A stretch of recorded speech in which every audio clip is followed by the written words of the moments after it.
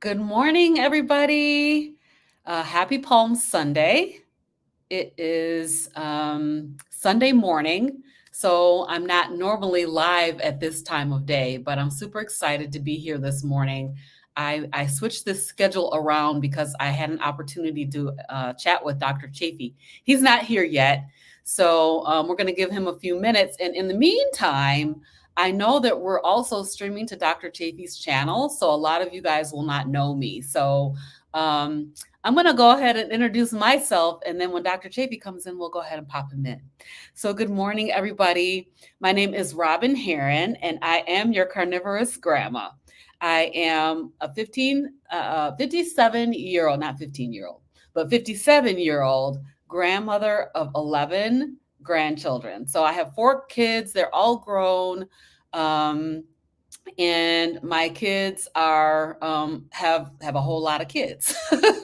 So I have 11. So when I thought about who my persona is these days, my persona is that of a grandma. And so that is why the name of my channel is at Carnivorous Grandma. Now you'll notice that my Carnivorous Grandma is spelled Grama and not grandma. So all my grandkids call me grandma. And so that's why I have given myself the moniker of Carnivorous Grandma. I started my carnivore journey about just a little bit over a year ago. And I started on February 22nd, 2023. So a year and a month. And it's been the most amazing thing I've ever done. So, hey, Bonnie, good morning. Good morning. Good morning, everybody.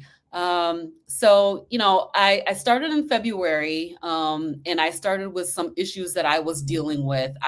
The funny thing was I didn't even weigh myself because I was like, although I, need to lose some weight, I was struggling with keto, on and off keto. I call it Cheeto is what I was doing. So I was spending a lot of time trying to get back on keto.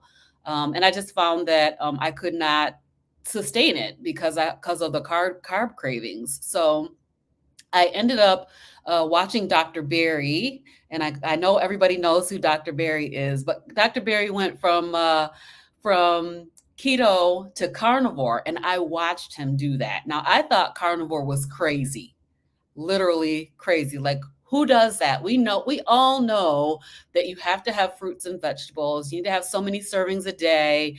And it's just absolutely insane to eat only meat or a primarily meat-based way of eating.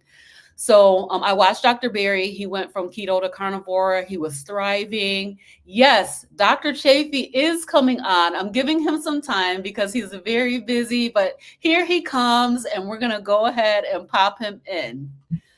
Good morning, Dr. Chaffee. Welcome. Hey, good morning. Thank you so much. Very sorry I'm running a bit late. I understand. No problem. I'm so happy to accommodate your schedule in any way I can, and so happy and thankful that you have taken up my invitation to come and be on Carnivorous Grandma Speaks. So thank you very much. Yeah, you're very welcome. Thank you for having me. Awesome. So Dr. Chaffee, can you just introduce yourself? I know everybody knows who you are, but if anybody's watching the replay, they may not know. So let's go ahead and let you introduce yourself. Yeah, sure. So I'm an American medical doctor. I currently work in Perth, Australia, and I'm a neurosurgical resident, but I also have a particular interest in nutritional medicine. So nutrition as it applies to treating patients and their diseases. I've found through my research over the course of 25 years, and obviously I'm including my undergraduate degree in medical school with that about 95, well, this is a statement of fact, that about 90% plus of the issues that doctors treat these days are the so-called non-communicable chronic diseases. And about 90% of deaths in Australia and America are from these non-communicable chronic diseases, things like heart disease, cancer, diabetes, stroke, and Alzheimer's, mental health issues. All these sorts of things are non-communicable chronic diseases, and they're just going up and up and up and up and up. And what I've found through my research and the research of many other people, that these non-communicable chronic diseases, NCDs, are in large part, or at least in no small part, from eating an inappropriate diet for our species. Biologically, humans are animals, and we, like other animals, have a specific diet. All animals have a species-specific diet. Even herbivores that eat just plants, they eat very specific plants. They don't just eat any plant indiscriminately. They're mostly toxic, and so they have to evolve defenses against those toxins. So that's sort of been my mission last several years, was to sort of bring that knowledge to other people, to other doctors and clinicians, and mostly to just normal people, so they could understand how their biology works and their body works. And if you fix these very simple things, actually it's quite simple. It's not easy for everybody to make drastic changes to their diet and their lifestyle, but it is simple. It's very straightforward. You do these straightforward things, and these NCDs largely go away, or at least improve significantly. And so that's been sort of my main mission, was to try to get that out there so people can be healthy without a whole bunch of nasty chemicals and drugs being pumped through them constantly. That's so amazing, Dr. Chaffee. I watch you, of course. Everybody watches you, it feels like. But just the way that you're talking about this, and what you just said is so profound, that 90% of issues are these NCDs, which Mhm. are, and I think Dr. Kiltz said the same thing, is based on this plant-based way of eating that we're eating, plus a lot of chemicals and um, processed foods, ultra processed foods, and all of that. That's just toxic for our bodies. So that is super interesting. But 90% is the killer, Yeah. right? So that's a Yeah. very, very high number. Yeah. And it's about 74% worldwide. For deaths, for worldwide deaths, it's about 74% from last set of statistics that I saw. Worldwide, we're dying from these NCDs. Big part of that is going to be heart disease, but also cancer and diabetes and all these other sorts of things. Autoimmunity, dementia, Alzheimer's, Parkinson's, all of these things, mental health issues, autism. Think about this. Autism rates in the 1970s were 1 in 10,000. Now in America, it's I believe 1 in 34, and I believe in males, it's 1 in 22. So that is insane. That's a massive, massive jump from 1 in 10,000 to now 1 in 22. So something's happened to our environment. Something has changed. Something has affected us significantly and seriously. Autism is a very, very serious issue. But now we're seeing in clinical trials that you can actually reverse, or at least improve dramatically, the symptoms of autism. Not only the symptoms of autism, but the actual underlying cause of autism, which is the dysfunctional behavior of the brain. Many people think that this is due to the mitochondria, the mitochondrial dysfunction in the brain, in the neurons. If those are misfiring, if those aren't working well, if those aren't producing enough energy, or the mitochondria are actually amazing. People should look this up. The mitochondria don't just sit there pumping out energy. They actually move around the cell. And they're basically like little workers in a factory, like going to this machine and turning it on, go to this thing and doing this.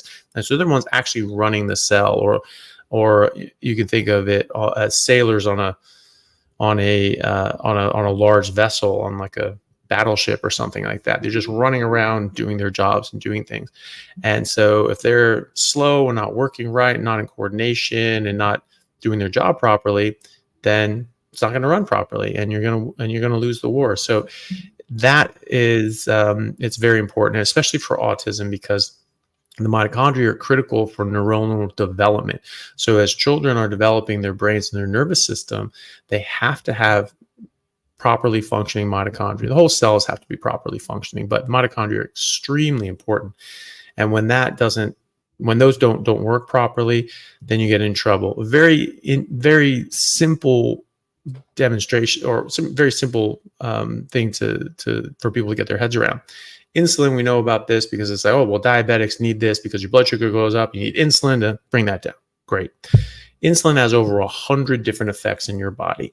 People just go to Wikipedia and scroll down to the bottom. There's a whole list of all these different things that insulin does. And one of those things is higher levels of insulin depresses autophagy. And this is something that's well known in these sorts of circles, but other people who don't know it, this is your cell's ability to replace and rebuild and repair different parts of the internal workings of the cell. And so the organelles are basically the organs of the cell, and mitochondria are some of those organelles. And so when these things, they build up oxidative stress and damage, they don't work very well. And what autophagy is they're sort of replacing out these organelles, just like you'd replace a fan belt in your car instead of just throwing out the car and getting a new one, or just having it break down and die. So the mitochondria are the same. So when your insulin is up, it stops your body and your cells from actually replacing these things. They just build up damage and build up damage. They don't function properly. And so they get dysfunctional. When your insulin is down, now people do this with fasting and say, oh, you have to fast for at least 72 hours every 3 months to get autophagy. You want the autophagy. All you have to do is not eat carbs.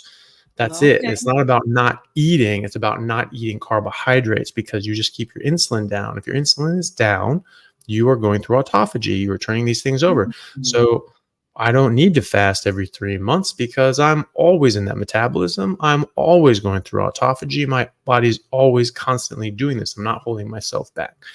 And we see this in people with mental health issues. We see this with metabolic issues. We also see this with patients with autism.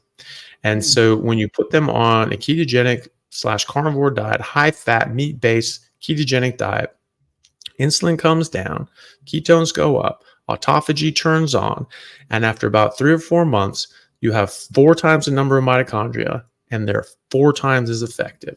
And your brain's running on ketones, which is the primary energy source of the cortex of your brain. 2/3 of your brain primarily run on ketones, because if you have ketones and you have glucose available, the cortex will only run on the ketones. It's only when the ketones start going down that you have to start replacing that with glucose. So that's a preference. Your brain is preferentially running on ketones. Oh, wow.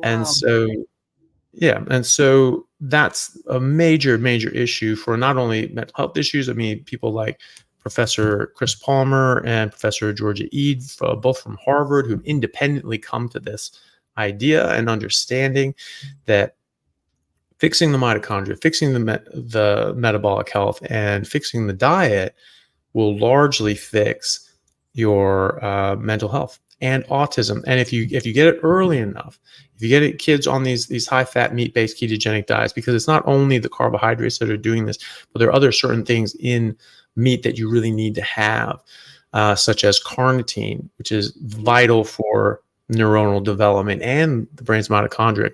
Carnitine is essential for the proper functioning of your neurons, proper developing of your neurons, and the proper functioning of the mitochondria.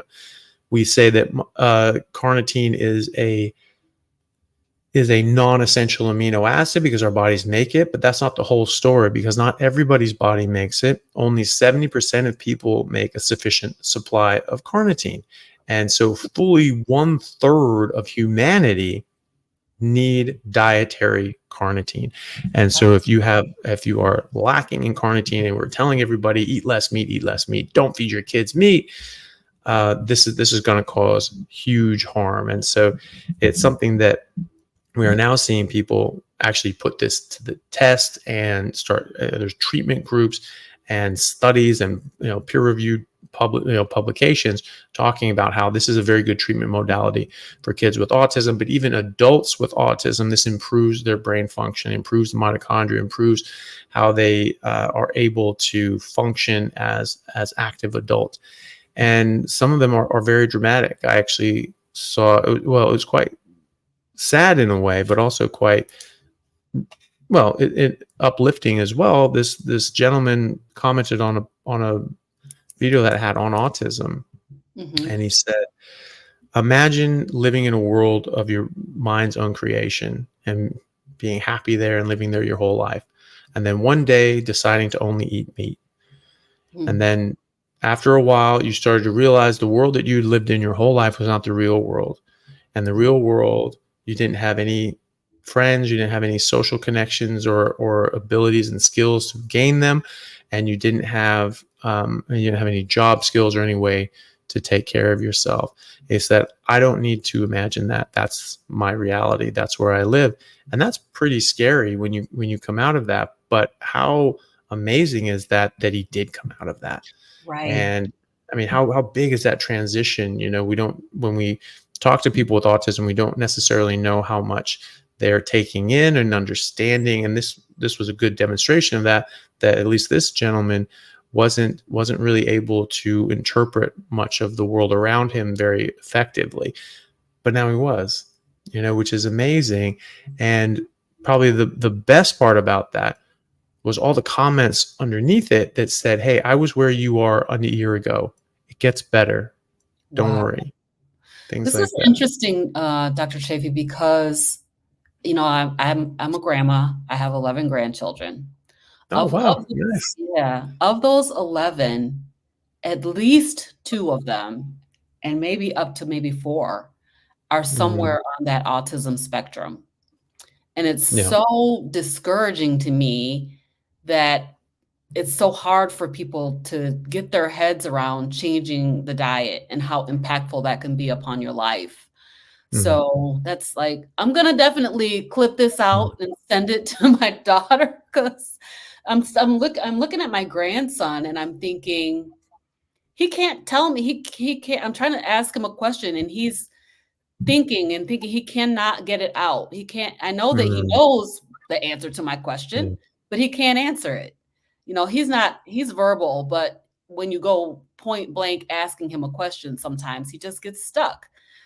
And I'm Yeah. like, if you could just change his diet, that probably would make a huge difference for him and the other one that I know for sure is on the spectrum.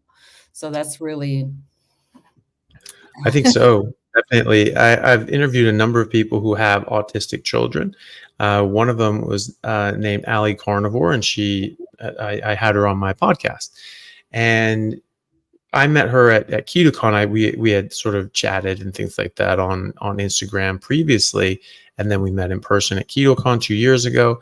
And she brought her kids up. He said, "It's my son," and he was just a nice, happy kid. That was great. And she said, "He's actually a nonverbal autistic," and I was like, "I'm pretty sure I heard him speak." So didn't know. And then she said, "Only when he eats carbohydrates." wow. And Amazing. so yeah, and so he'd been autistic and had this issue. Then she came across carnivore. She started doing it herself, started feeling a lot better, started implementing it in him. He started getting better, started becoming verbal.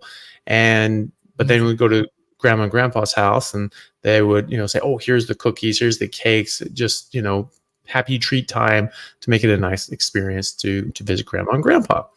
I remember my grandmother's oatmeal raisin cookies. I still think about them in a favorable way. Um, Not that she ever gave it to us, we just knew where they were stashed, and she kept it for us, so we Yeah. just go in there and get them. Yep. Yeah, so they would do that, with the best of intentions, and her son would come back and wouldn't be able to speak for 4 days Oh my until god. they got it out of his system, until he was sort of in a deep ketosis. So it does make a big difference. It makes a massive difference. There does seem to be in the speech and language. There seems to be a lot of speech and language issues with children with autism, either being verbal, nonverbal, or different kinds of verbal echolalia, having repeating things again and again, trying to understand things, and repetition seems to be a big part of that, and so obviously it's difficult for them to communicate in a number of different ways.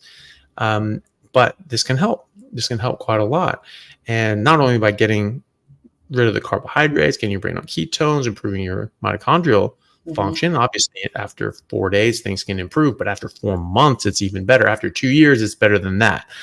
And so she said that now that her son had been on carnivore for however long, he's actually functioning at a normal level, and in fact tested into Mhm. the gifted program at school. So I mean, that is such a disparity. I mean, think about that improvement. You going from not being able to speak, not being able to function as a normal child, and wouldn't be able to function as a normal adult if that persisted.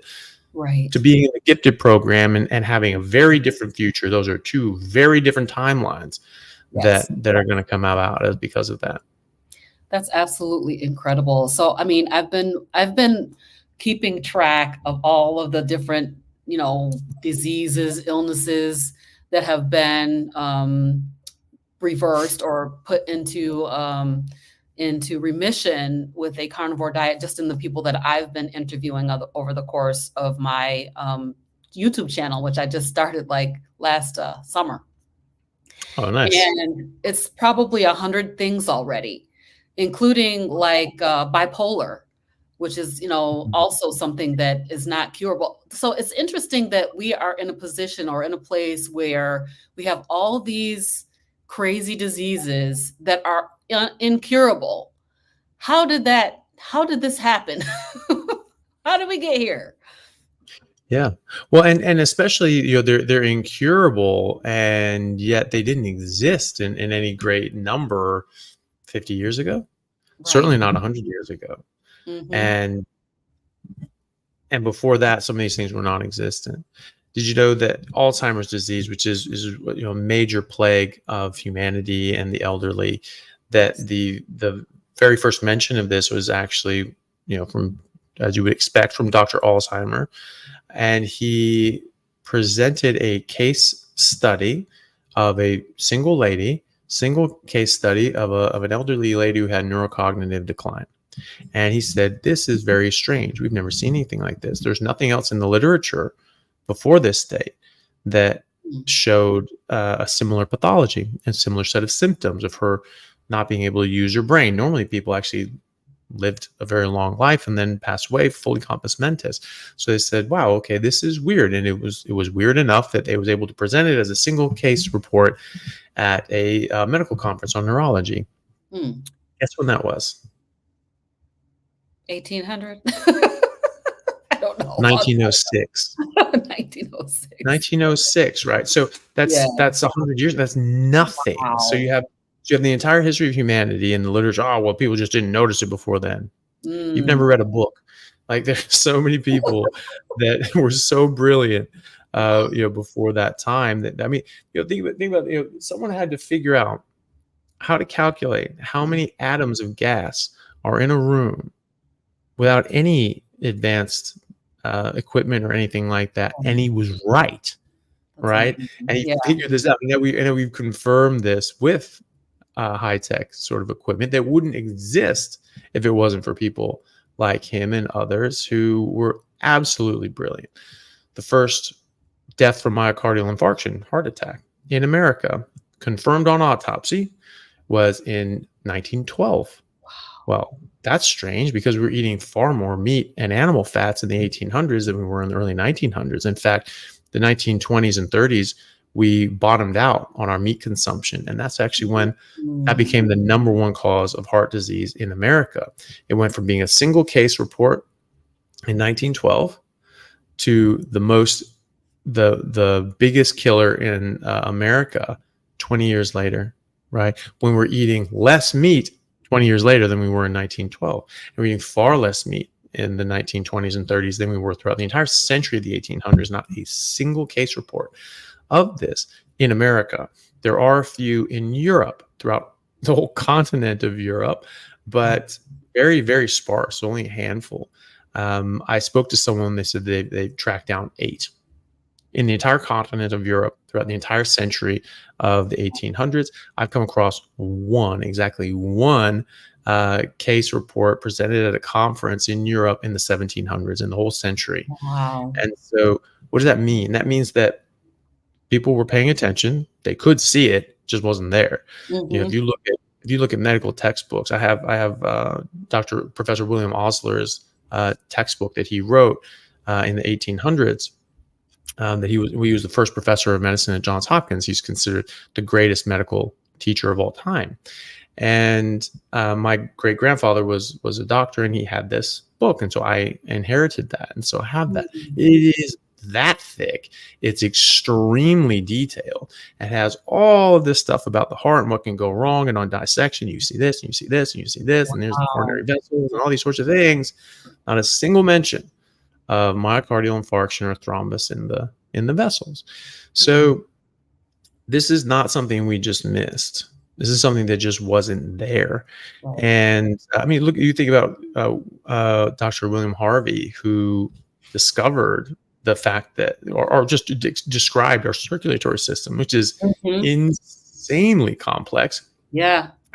and showed that it was the heart pumping blood throughout the body and not the lungs. People before that thought it was the lungs pumping in and out, just moving blood around like bellows, right? And he's just like, no, it's the heart. And so he was doing tons and tons and tons of dissections and autopsies on both animals and humans. And he Mhm. must have done thousands of these things. Not a single mention of thrombus in the coronary vessels. So, these are not dumb people. Right. They had to do a lot more with a lot less. They had no x-rays, they had no CTs, they had no MRIs, they had no angiograms. They Mhm. had to look at everything. They had to look at things with clinical diagnoses and then autopsies. They were looking at everything with a fine-tooth comb, and they just didn't exist. All these diseases are just going up and up and up and up and up, and they're increasing in prevalence as we go. They're becoming more and more common. People will lie to you and say that, they'll try to mislead you and say that death from cardiovascular disease, and these are age-adjusted numbers. And anytime you adjust anything, anytime someone says these age-adjusted numbers, wonder a bit, because anytime you adjust anything, you're changing the raw data. Yeah. Well, age-adjusted mortality rates from heart disease and cardiovascular disease peaked in the 60s and 70s and then started coming down right when we started attacking cholesterol. Well, okay, but what about the non-age adjusted numbers? What do those do, right? But Right. the most important thing is that's not what we're talking about. We're talking about the prevalence. We're talking about the incidence. We're talking about how much of a burden this is on society. We're talking how many people have atherosclerosis, how many people are having heart attacks and surviving, how many new diagnosed heart attacks are happening every year. And people say, and that is going up. Mhm. And people say, well, that's just screening. We're just better at screening. Well, we Mhm. are better at screening, but we're also better at interventions. And so people have a heart attack and they just survive. So more people are having heart attacks. Mhm. More people are having their first heart attack every year, and as a percentage of the population in America and around the world. And so that's not screening. More people are having the event that we're trying to avoid. It's just they're surviving. We have better healthcare. We have better access to healthcare, and a lot of people have stopped smoking. In the 1910s and 20s and before that, 4 out of 5 men smoked. Mm. One heart attack in Wow. 1912, and then they started going up. So it wasn't smoking that was doing it, because more people were smoking then than now, and Right. heart disease is going up, right? So I'm not saying that smoking doesn't contribute. I'm just saying that that wasn't the main contributing factor. And also around that time, smoking sort of changed how they did it. They started flue drying and using chemicals and formaldehyde, all these other sort of disgusting things. And then lung cancer smashed up as well. But people stopped smoking. They significantly reduced their smoking around the 1970s. And again, age-adjusted mortality rates, well, bring out the non-age adjusted mortality rates and let's see what those say. Right. But either way, the prevalence is going up. But the age adjusted mortality rates are only in America that's happening. Around the world, heart disease deaths is going up. Okay. Still Wow. going up. Mm. And it's actually outstripping the growth in population around the world. So the deaths from heart disease or in cardiovascular disease is going up faster than the growth in population. So now that could be you have a baby boomer sort of age, but that's really so you're getting sort of a bigger chunk of people being older. So maybe that has something to do with it. Either way, more people are dying of heart disease around the world, and more people are getting heart disease. More people are having heart attacks.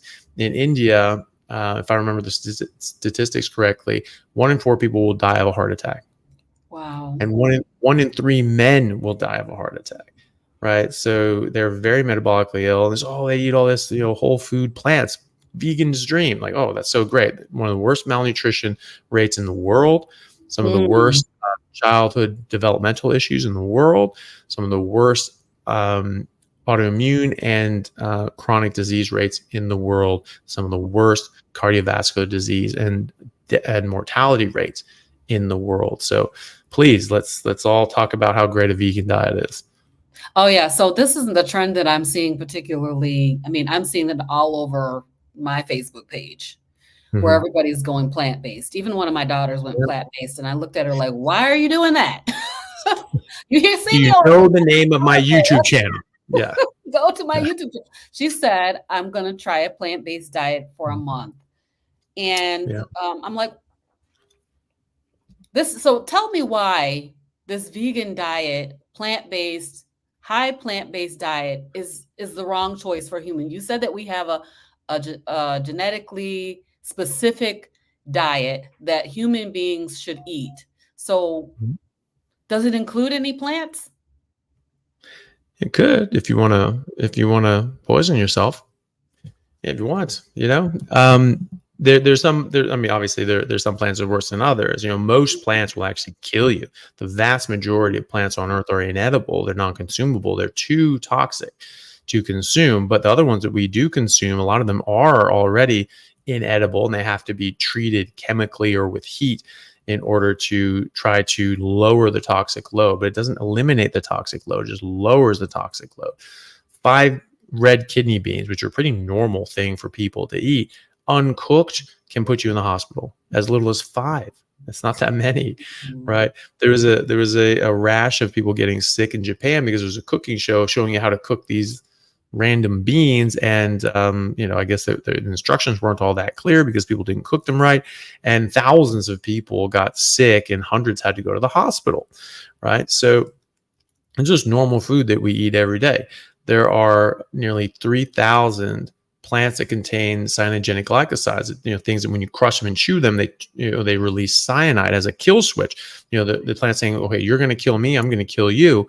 And it releases cyanide, which is hydrogen cyanide, which is toxic to all life, and it can kill you. As little as, from 50 to 300 milligrams of cyanide can kill you. People say flaxseed, let's eat a bunch of flaxseed. How great is flaxseed? A serving of flaxseed can have as much as 6 milligrams of cyanide in it, right? So you have 10 servings of flaxseed a day. You are actually playing with fire if you're a smaller person and more susceptible to this. So as little, there's a range, there's a range that can sort of be a lethal range, but from 50 milligrams to 300 milligrams can be a lethal dose in humans. Sublethal doses, sublethal chronic exposure causes serious harm and multi-organ damage, such as thyroid dysfunction, goiters, and neurological damage. And so this is not something you want. The WHO says there's no safe amount of cyanide that you can consume. You should really just avoid eating it. And yet there's no WHO warning label on a pack of almonds or on cassava or cassava chips. Cassava is the staple diet of much of the tropics. About 750 million people use cassava as their primary source of calories, right? And you have these cassava chips and veggie chips here in Australia. These things are made out of cassava, tapioca, again, high in cyanide. Flaxseed, as I mentioned, people in plant-based say, oh, you have to have a bunch of flaxseed because it has all these omega-3s. Well, first of all, it's the wrong omega-3s. It's ALA, not DHA or EPA. That does nothing for your brain. And it converts, very small fractional percentages of that turn into DHA or EPA if they convert at all. Some studies have shown that it actually lowers DHA when you take in ALA. And so it's not necessarily what you want anyway, and it comes with a whole bunch of estrogen and a whole bunch of cyanide, right? So it has more estrogen than soy, and quite a lot of cyanide as well. And people are just shoveling this in. Why is there no WHO warning on these things? Why is there no one saying this? Say, hey, this is how much you need to eat. It's like, don't eat more than this amount of almonds because this can start becoming, a sublethal chronic dose. Yeah, don't do this too much. That is an important piece of information that no one talks about. Because, dose makes a poison. Yeah, it's really damn small. 50 milligrams can kill you. And there are 6 milligrams, much as 6 milligrams of cyanide in a serving of flaxseed. So That's the dose, people. It's tiny. And so that those 6 milligrams can cause harm. And you do this to your body every single day. You're going to damage your thyroid. You're going to get thyroid dysfunction. You're going to get a goiter. You're going to get neurological dysfunction. You're going to get neurological damage. So this is very, very important and pertinent. So to your question, and I'm sorry for rambling. That's okay. No, we appreciate it. You need to be on a species specific diet because of those plant toxins. Plants are toxic. They are living organisms. They like to stay living organisms. And if you eat them, they die. And so they don't want to die. And so they don't want you to eat them. So they make about 1 million different defense chemicals, some that are directly toxic, like cyanide, some that are, just disruptive, such as blocking out nutrients from absorption, some just being sort of just protecting themselves in ways such as binding up their own nutrients in ways that we don't have the enzymes to break apart, so that we just won't benefit from eating them. And there's many examples of that. And then things that can disrupt your hormones, like estrogens in soy and flaxseed and other sorts of plants that are 3 ounces of soy has about half the estrogen in it than a fertile woman would make in a day, right? Whereas hormone treated beef, we say, oh my God, that's so much estrogen. I've had patients come to me and say that they had breast cancer, and their oncologist told them, don't eat any red meat, don't eat any beef, because all that estrogen in it is just going to make your breast cancer flare up and go crazy. Eat things like soy instead to get your protein. I'm like, are you out of your damn mind? Oh, a fertile woman would make about 480,000 nanograms of estrogen in a day. There can be 100, 150 nanograms of estrogen in 3 ounces of soy. There's 1.9 nanograms of estrogen in hormone treated beef and 1.3 nanograms in non-hormone treated beef, 3 ounces. What are you talking about? So these toxins are a problem. And of course, they're a problem. We have evolved eating meat. All animals can inherently eat meat because there's just animal protein and fat, and they're the nutrients that we need to build and maintain animal tissue. That's what we're trying to do when we eat. So you can get that from meat. Even herbivores eat other herbivores or other smaller animals opportunistically. Like you see videos of horses numbing up little chickens, and elk eating little ducklings and goslings. Or I saw one eat a whole rabbit. It had just these legs of a rabbit hanging out of its mouth, just chewing like this. And just this little lower half of the rabbit is just like chewing around like this. And it was a doe doing that, and like the I think it was deer. So it was a doe, and there was like the stag was looking at it, just like his eyes were bulged. He was just like. It did not know what to make, what the hell she was doing. But she was having a great old time. She was just enjoying it. So you can, all animals can eat other animals. And that's why, 70% of animal species are carnivores. And that's important because only a few can actually turn plant tissue into animal tissue. It's very easy to turn animal tissue into animal tissue. It's very difficult to turn plant tissue or fungal tissue into animal tissue. It's a different form of life. And those plant toxins, those plants and those fungi come with toxins, come with very serious toxins, because they're living organisms, right? And so they defend themselves. Everything has a defense. And while animals can run away or fight back, plants can't. And so they use poisons as their main deterrent, among other things. Some are quite elegant, such as latex. We get latex for gloves. But that's actually a sap that's released when you start chewing up certain plants, and they release latex. It's very tacky. And so it actually glues the mouth of these animals shut. And so they, it's a very elegant way to stop an animal from eating you, is glue its mouth shut. Wow. But the problem is for the animal is that they tend to die because they can't get their mouth unstuck. It's just all glued shut, and they starve to death over the coming weeks, or they get eaten by something, probably both. And so you have to have evolved biologically, or be biologically designed and adept at detoxifying these plant toxins. If your species isn't designed to eat a specific plant, that plant is bad for you, right? There are 390 thousand plants in the world. most of them will kill you. Most of them will kill most animals. Animals that exclusively eat plants, they eat very specific plants or very small range of plants. 390,000 plants in the world, koalas eat one. Pandas eat one. Horses, grazing animals, cows, all these sorts of things, they eat certain grasses, but they eat specific grasses. Sometimes they don't even eat the same grasses. So you can pasture cows and sheep on the same piece of land. They don't compete for resources because they eat different grass, they eat different plants, right? If they eat the wrong kind, they get sick or they die. In fact, there's a whole body of veterinary medicine dealing with these diseases that animals get from eating the wrong thing. They get these toxicities and malnutrition, which is what I think our NCDs are, our non-communicable chronic diseases are a combination of toxicities and malnutrition, toxic buildup of a species-inappropriate diet, and a lack of species-specific nutrition, namely too many plants and artificial ingredients that we weren't designed to eat and have no business ingesting, and not enough healthy meat and fat, which we are designed for and we need, like carnitine. 30% of people need carnitine, and you're just not going to do well if you don't have enough carnitine. And there's a lot of these other things as well.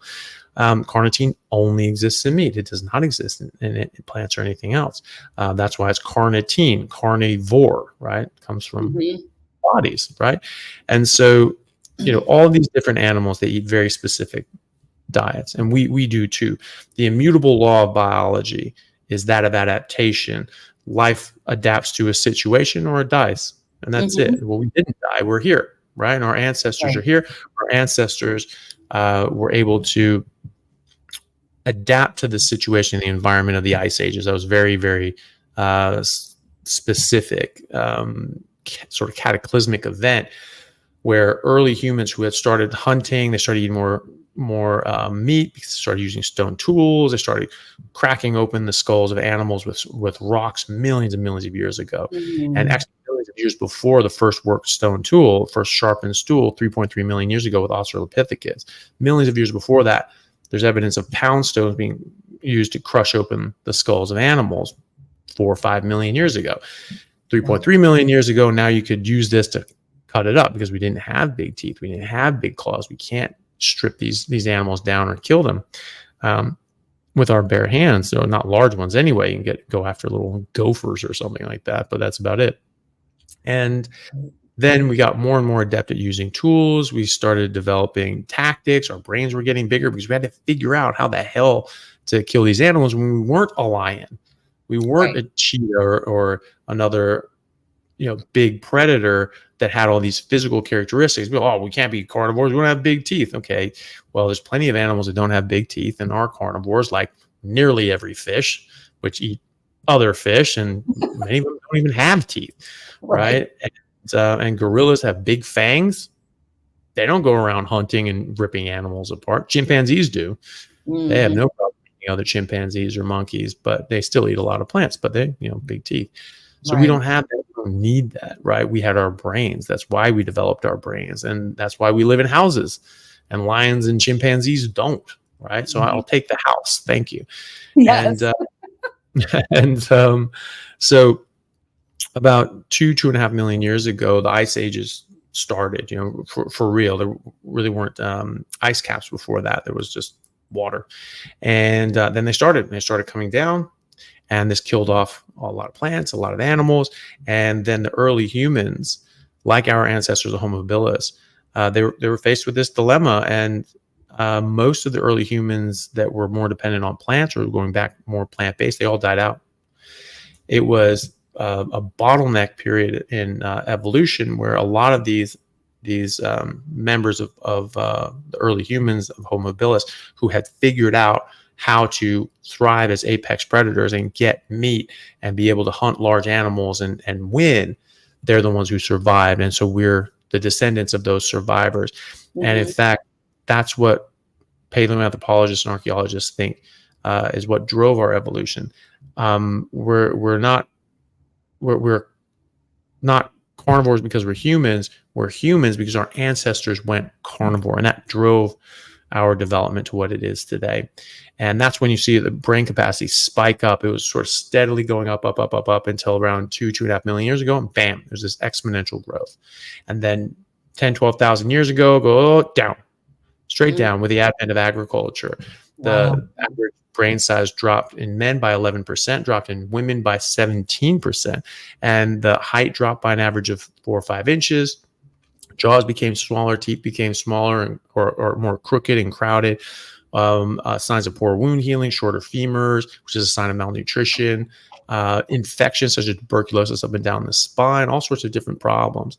And according to paleoanthropologists from Cambridge University, he said that starting around 10,000 years ago, regardless of where and when, so agriculture came up in different areas at different times independently, around 7 places and times independently, and then obviously once we became sort of a global community, then that agriculture is just spread to everybody, right? So you still had Native Americans, Native Australians, other populations that had been more hunter-gatherer up until that point, and then they all of a sudden get a bunch of Western food and agriculture, and they're growing crops and wheat and corn and all these sorts of things.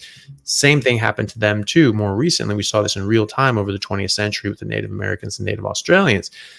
Same thing that happened 10,000 years ago to other populations. And according to this professor from Cambridge, said starting 10,000 years ago, regardless of the time and regardless of the time and location, regardless of the type of crop that was gone to, the same pattern emerged. The height and the health of the people declined. This is due to a combination of malnutrition and increased infectious disease. All of a sudden, you're seeing a lot more infectious disease. We weren't seeing chronic disease before that. We weren't seeing arthritis in the bones or any other sorts of degenerative diseases in the fossil record. Oh, that's because they just died when they were 30. How do you know? Did you check the census data from 50,000 years ago? How the hell would you know that? You weren't there. But we do see this in native populations more recently who haven't gone changed over to agriculture, extremely tall. There was a study in 2001 that showed that the Native Americans in the Great Plains who were eating just the American buffalo before they got wiped out, before the buffalo got wiped out, in order to cut off the food supply to these natives, they were the tallest people on Earth. They were the tallest population of humans on Earth. Right, so very, very tall people in respects to other people. Now they are not. Now were forced to eat a more Western diet, and now they have far higher rates of chronic disease than the rest of Americans. And I think that's exactly why we're seeing this great disparity in different American ethnicities. And I think it is exactly to do with that, about when those people came to agriculture. And I think, in the African American population, I think that's a major factor as well, because in large parts of sub-Saharan Africa, most people were still, did have exposure to agriculture, but still much, much, much more recently than other populations. And we see this disparity. And obviously, there's many other factors that go into it, but I think this is a major factor. And we see this in the Australian Aboriginal populations as well. 100 years ago, extremely healthy. Now, very much not healthy. When I first came to Australia, I was told day one that if you get an Aboriginal patient, whatever it says on their chart, just add 20 years, because they just age so much faster than other people. And so you have to consider someone in their 30s. You have to consider them as a geriatric population. You just have to. And so it's pretty wild. But I've spoken to, actually have a patient who works with Aboriginal communities, and she was saying that this is actually well known in the community, that when you're living in the city and you're eating Western food and doing Western stuff, alcohol obviously is a major problem plaguing the community, but it's other stuff too. That when you get sick to a point, you're just like, okay, not doing this. You just go back out into the wilds with their relatives out there, and they just go back to hunting and living out in the wild, and you get better, and you stay there for several months, you get better, and you come back and start getting worse again. So but that's, crazy, Dr. Tiffy.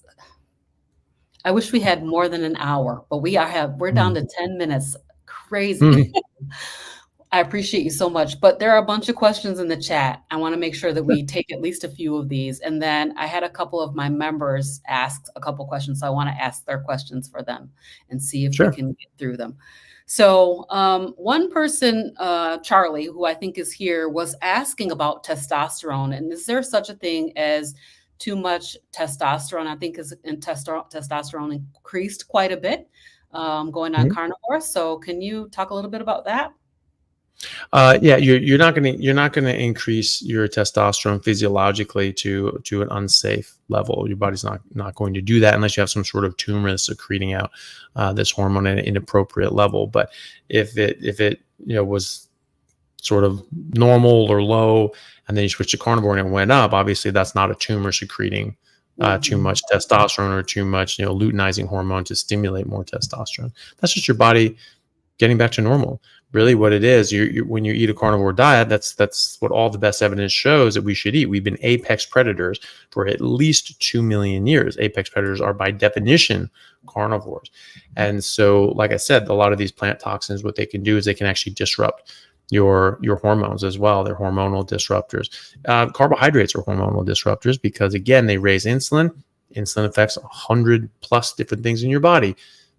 And it affects your hormones dramatically as well. So it'll lower testosterone in men and lower estrogen in women, and can actually precipitate PCOS, polycystic ovarian syndrome in women, which is the number one cause of female-driven infertility Mm. worldwide. Wow. So yeah, no, you're not going to, as long as you're not taking outside sources of testosterone, you're actually going to be doing great. And in fact, I get a lot of my patients who are on testosterone replacement therapy off testosterone because they just feel so great. And some of them, their testosterone is just going up, up, up, up, up, even though they're just taking the same dose. And it's like, okay, well, we need to take this down to get this down. And then you just take them off. And some people, they have, decent levels of testosterone with hormone replacement therapy. I don't put people on that, but I've inherited patients that have been on that. And I try to get them on a carnivore diet. And then they just feel great. They're on it for 6 months. They're like, do I need to stay on it? I'm like, no, of course not. We stop it. We check it again in 2-3 months. It actually goes up. So sometimes taking that outside testosterone can actually suppress your body from making as much as it wants to. And then you take it away, goes up. And so I have 60, 70-year-old men who have the testosterone level of an ideal 25-year-old, Wow. right? And most 25-year-olds don't have those numbers anymore. So Right. yeah, no, your body's not gonna physiologically make an inappropriate amount of testosterone. It's just getting back to normal, really. Thank you so much for that. So Sana is here. This is Sana, Miss Perfectly Imperfect Keto, and she's asking, what is the reason for white matter being found on the brain to someone in the late 30s, 5 months into carnivore? This put me in the hospital. Thankfully, neurologist said carnivore saved my life and to Oh, continue. wow. Okay. So, well, I mean, I think I need a bit more information there because white matter that actually refers to just a normal part of your brain, just your axons. The white matter is just the axons. So you have neurons. It's just the cell body, but then they have part of the cell that elongates down. That's basically what we think of as nerves, right? Mhm. But in the brain, that's the white matter, and so it's very densely packed little wires coming down from your neurons. So reason for white matter, maybe white matter changes being found on the brain. That's probably what she's referring to. That can happen for a number of different reasons. Microvascular damage and tiny strokes and things like that, and ischemia. 5 months into carnivore put me in the hospital, and thankfully the neurologist, knows about this because that's amazing. So, white matter changes. I'm going to assume she means white matter changes. White matter changes can be from quite a few different things, but it could be from vascular issues as well. And so just cleaning up your diet and eating a meat-based diet should improve that. Again, the first death from heart attack in America was in 1912, documented. Right. So, we shouldn't be getting these small vessel diseases. We shouldn't be getting these white matter changes and this ischemia and these little strokes and all these things like that if we're eating an appropriate diet. And we should always remember, everyone should remember, that the most rigorously studied diet on earth is the ketogenic diet. But it's not just any ketogenic diet. Ketogenic just means don't eat carbs, right, and be in ketosis. But the thing is that you could do that with a vegetarian diet, but it's almost impossible. You have to eat just a ton of plant fats and oils and things like that, which you don't want. And you have to supplement copiously because you're so nutritionally deficient, that diet. So they don't. All those studies didn't look at a vegetarian ketogenic diet. They looked at an animal-based ketogenic diet. So the most rigorously studied diet on planet Earth throughout all human history is a high-fat, whole food, animal-based diet. Carnivore diet with a salad, right? And a carnivore diet is a ketogenic diet, right? Yeah. So those sorts of studies you can extrapolate to extend to people in the carnivore community, in the ketogenic carnivore community. That's what it is. You're eating a lot of fat, you're eating a lot of protein from animal sources, and you're having some veggies on the side that don't have carbs. That's the most rigorously studied diet on earth. Has been shown to be the most efficacious and reversing specific diseases like diabetes, like Crohn's disease, like other sorts of major illnesses. And so it's very important. And to do with ischemia and strokes, the Journal of American College of Cardiology published in 2020 a massive literature review and meta-analysis looking at all the randomized controlled trials and meta-analyses of randomized controlled trials, all the top shelf level pieces of data on saturated fat, how it relates to strokes and cardiovascular disease, I should say. They found absolutely no connection or association at all between increased saturated fat and cardiovascular disease. So they say, look, there shouldn't be any arbitrary limit set on how much saturated fat to eat. Just eat whatever the hell you want. In fact, they found an inverse relationship between saturated fat intake and stroke rate. So the more saturated fat people ate, the less strokes they had. And the less saturated fat they had, the more strokes they had. So, just going onto a carnivore diet, eating what your body's supposed to have, that's going to improve your brain and your health in a lot of different ways. I know that Sana is also pregnant, and one of her doctors told her that she needed to eat a bunch of vegetables and stuff. And so should she be eating any type of vegetable or any carbohydrate for her baby's brain health? No, I think for her baby's brain health, she should avoid them. You can have all the plants you want as long as you filter it through a cow. That's my rule. Perfect. Yeah. Perfect answer. Okay, I'm going to put this up. This is Rosie Red. Thank you, Rosie Red, for the super chat. It's a miracle. Carnivore experts are making a huge difference getting no-carb knowledge out to the public. Thank you, Dr. Chaffee and Robin. I'm going to just put up one more question. I'm so sorry, you guys, that I wasn't able to get to all of your questions, but I want to just do one here. This is Nicholas Tomeni. My grandson has cystic fibrosis and he's 5. Are there any tips on this subject, as I don't trust any doctors? Thanks. That's a good question. I mean, I don't have enough data on cystic fibrosis yet. And again, ketogenic diet has thousands of studies on it. I haven't read all of them, but you can extend those to a ketogenic carnivore diet because that's basically what it is. As I said, so take a look at PubMed, take a look at even Google Scholar, look up cystic fibrosis and ketogenic diet and see if you find anything there. There very well could be there. I haven't looked at it myself. I have anecdotally seen adults do much better on a carnivore diet with cystic fibrosis. So I would imagine that it's going to help. It's not going to hurt, and it's going to help with 1,000 other things in his body and his development and brain neuronal development in particular. So I certainly don't think this is a bad idea. I think it's a very good idea to do that, and hopefully it helps with cystic fibrosis. But even if it doesn't, it's a great idea. But yeah, take a look and try to look up cystic fibrosis and ketogenic diets and see what you find. Let me know. All right. For fat loss, do you recommend adding extra fat like butter or tallow before you eat with the food or after?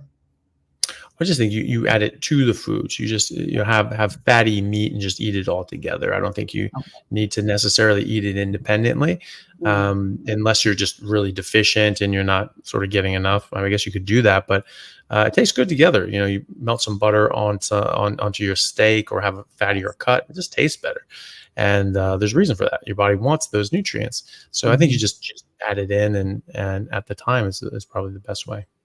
Perfect. We are out of time. I don't want to take any more of your time. And I really, really appreciate you being here. I appreciate everybody for being in the chat. So I'll let you just close us out with anything that you would want to add to this conversation. Oh, really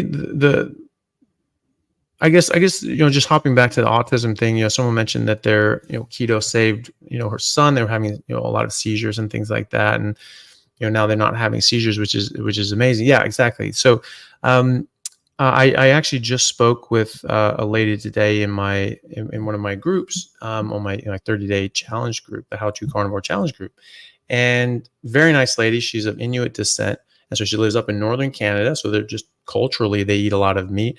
Her daughter was having health issues as a child, and so they actually had to switch to just eating meat. They just went back to basics. They went back to their cultural heritage and background, and they just started eating meat. And she was doing great her whole life. So they've been eating just a carnivore diet for 40 years. And this lady is in her she probably around 60, if not a bit older. And I mean, it looks like she's 35, and she's been doing carnivore her whole life now. And in this community, and trying to help people with that. What she was telling me was that there's a rash of epilepsy in children now in the Inuit community in the sort of the northern areas of Canada. And she was sort of asking, like, this is just when they're weaning the babies off breast milk. They all of a sudden they all start getting seizures and epilepsy, and it's just happening like crazy. It's just this massive uptick in epilepsy when they wean the child from the mother's milk. And I sort of was like, okay, well, I'd be really curious about what they're weaning the kid onto, because you get baby formula with just a ton of sugar and seed oils in them that are actually required to have seed oils in, which is maddening to me. But also, baby food and all these sorts of things, just tons of sugar, because, like any good drug dealer, the sugar companies try to hook you early. They try to hook babies early from the first food that they have in their formula and baby food, tons of sugar, right? If other drug dealers could do that, they would. That's why they go into schools early and try to get kids on drugs, because you have a client for life and a customer for life. And so it's this big rash is going up. And then she said, you know what, actually, as soon as you said it, that made perfect sense, because that's exactly what's happening. The Canadian government has required them to put their kids on formula. They're not allowed to feed them anything else. They have to put them on this formula that has a ton of sugar and seed oils in it. And they're all getting epilepsy. They're all getting seizures. Well, we've got 100 years of data on how beneficial a ketogenic diet is for treating epilepsy. And this was the treatment for epilepsy up until the pharmaceutical era.